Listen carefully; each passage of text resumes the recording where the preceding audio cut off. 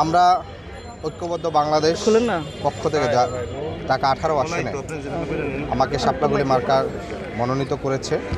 আমাদের 10 দলীয় এই নির্বাচন ঐক্য বাংলাদেশ জামাত ইসলাম, বাংলাদেশ খেলাফত মজলিস এবং অন্যান্য যে দলগুলো সহ আপনারা দেখছেন যে ইতিমধ্যে আমরা যেহেতু ঐক্যবদ্ধ এবং আমরা জোট হিসাবে ঐক্যবদ্ধ। আমার ডান পাশে আমাদের খেলাফত মজলিসের সাবেক প্রার্থী ছিলেন, তিনি আমাকে পূর্ণাঙ্গ সমর্থন জানান। শুধু সমর্থন না, আমার সাথে একসাথে মাঠে নেমেছেন অধ্যাপক সাইফুদ্দিন আহমেদ ভাই। গতকালকেও আমার সাথে সম্পূর্ণভাবে কাজ করেছেন বাংলাদেশ জামাত ইসলামের মনোনীত প্রার্থী ছিলেন অধ্যক্ষ আশরাফুল হক স্যার। ফলে এখানে এখন আর কোনো এক দল না, এনসিপির যে মার্কা শাপলা, সেই শাপলাগুলি আজকে জামাত ইসলামের মার্কা, বাংলাদেশ খেলাফত মজলিসের মার্কা, খেলাফত মজলিসের মার্কা এবং বাকি দলগুলোর মার্কা। ফলে আমরা এই 10টি দলে সম্মিলিতভাবে ইনশাল্লাহ আমরা শতভাগ আশাবাদী এবং এখানের মানুষ ইসলাম প্রিয় মানুষ, এখানে ধর্মপ্রাণ মানুষ এবং একই সাথে তারা ইনসাফের বাংলাদেশ চায়। এবং জুলাই আগস্টে এখানের মানুষ সবচেয়ে বেশি শহীদ হয়েছে কোন আকাঙ্ক্ষা থেকে?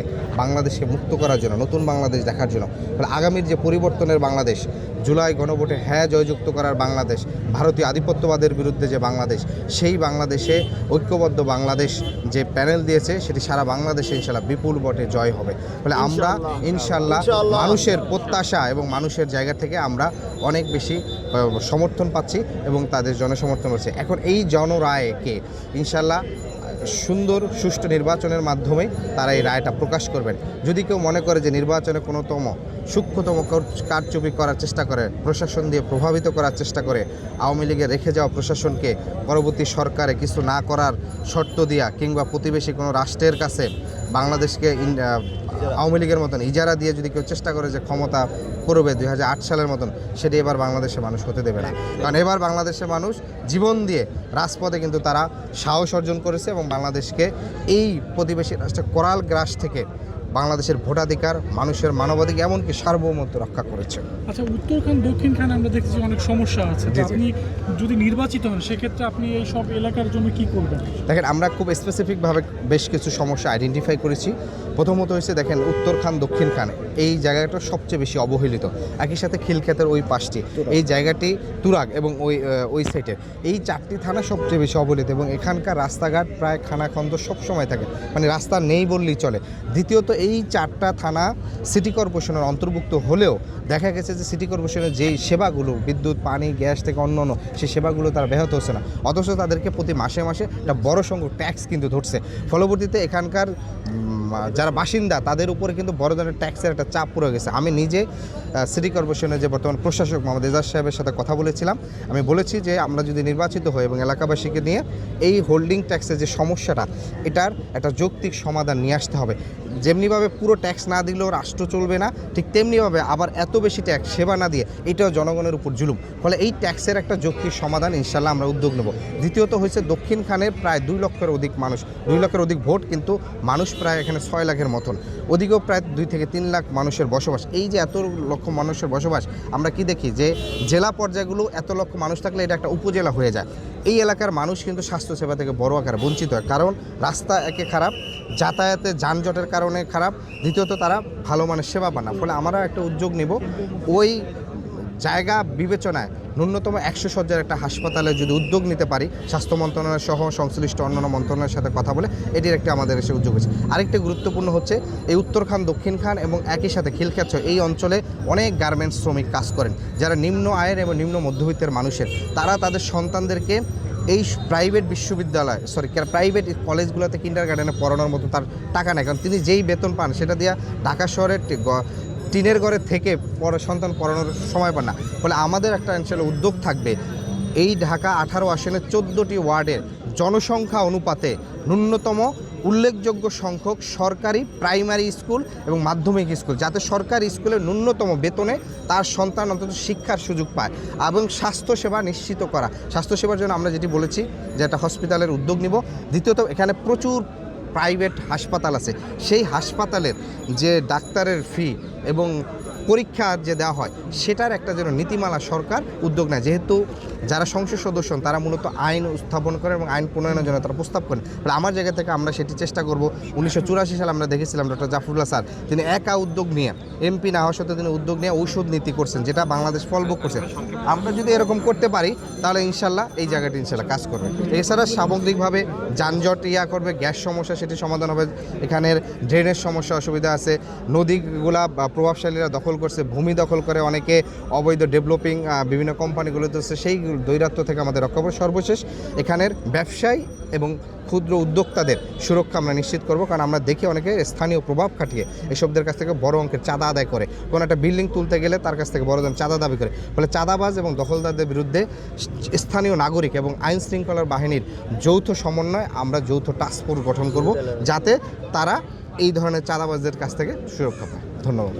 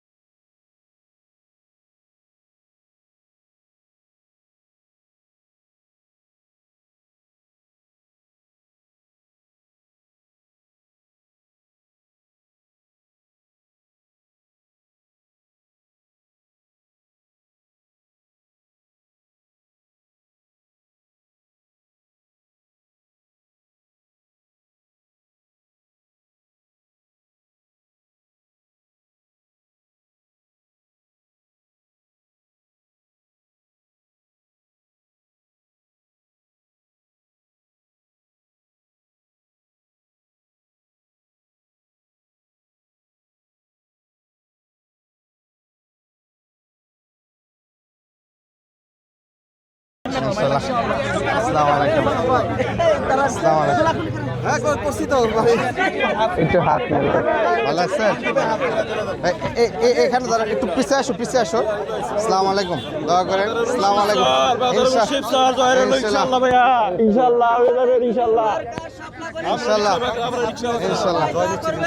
ইনশাআল্লাহ আমরা দেখতে পাচ্ছি ঢাকা 18 আসনে ইনশাআল্লাহ এনসিপি মনোনীত সংসদ সদস্য পদপ্রার্থী আরিফুল ইসলাম আদিব তুমি একটু পাশে সাইড সাইড উত্তরা সেন্ট্রাল মসজিদে জুমার নামাজ শেষে খেলাফত মজলিসের মুসল্লিদের সাথে কুশলাদি বিনিময় করছেন। দোয়া করেন। আসসালামু আলাইকুম। জি ইনশাআল্লাহ। আলহামদুলিল্লাহ আমি একটু কথা বলবো এই মুসলমান দেশে মসজিদের সামনে মুসাফির যেন না থাকে ইনশাআল্লাহ ইনশাআল্লাহ ধনী গরিব সবার ইনশাআল্লাহ সবচাইতে ঢাকাতে বেশি সাথে আছেন 10 দলীয় জোটের বিভিন্ন পর্যায়ের নেতৃবৃন্দ। ইনশাআল্লাহ বেশি ভালো আছো তুমি? ইনশাআল্লাহ। আসসালামু আলাইকুম। আসসালামু আলাইকুম। ইনশাআল্লাহ। আসসালামু আলাইকুম। ইনশাআল্লাহ। দোয়া করেন ইনশাআল্লাহ। ইনশাআল্লাহ। আসসালামু আলাইকুম। আসসালামু আলাইকুম। দোয়া করেন। না ইনশাআল্লাহ। দোয়া করেন। আসসালামু আলাইকুম। আসসালামু আলাইকুম। আসসালামু আলাইকুম। ইনশাআল্লাহ। ইনশাআল্লাহ। আসসালামু আলাইকুম। গণভোটে হা বলি ইনশাআল্লাহ। গণভোটে হা বলি ইনশাআল্লাহ। গণভোটে হা বলি আল্লাহর পক্ষে বলি ইনশাআল্লাহ করি। ভাই এটা একটু দেখে দাও। আসসালামু আলাইকুম। দেখেন। আসসালামু আলাইকুম।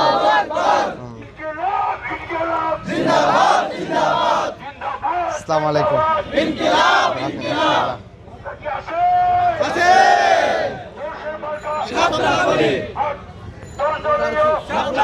এই জাফর ওই কোনায় উপরে যাও, রাস্তার উপরে, রাস্তার উপর থেকে নাও।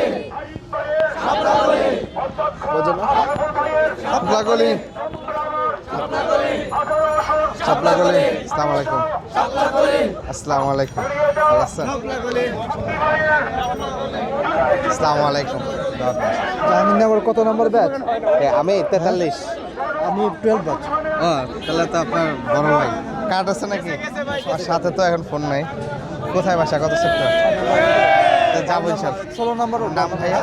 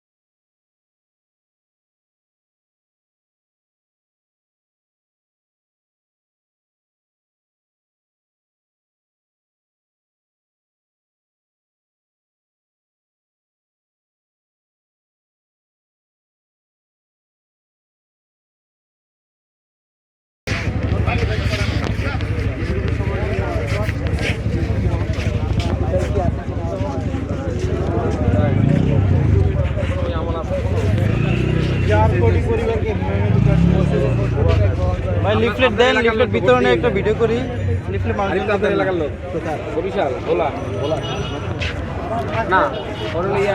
আবু পেরে দেন, আবু পেরে দেন।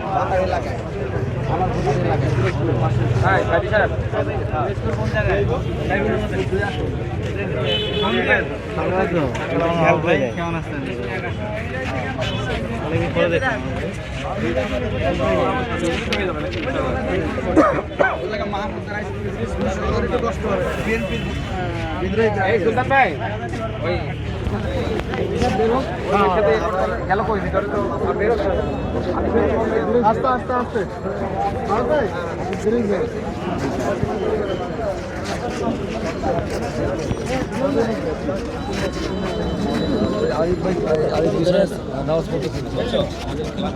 আমার সাথে কি থাকবে না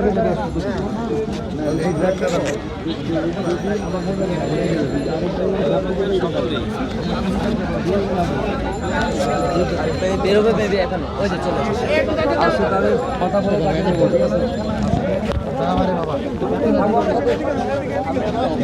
তাপ করে দেবেন একটু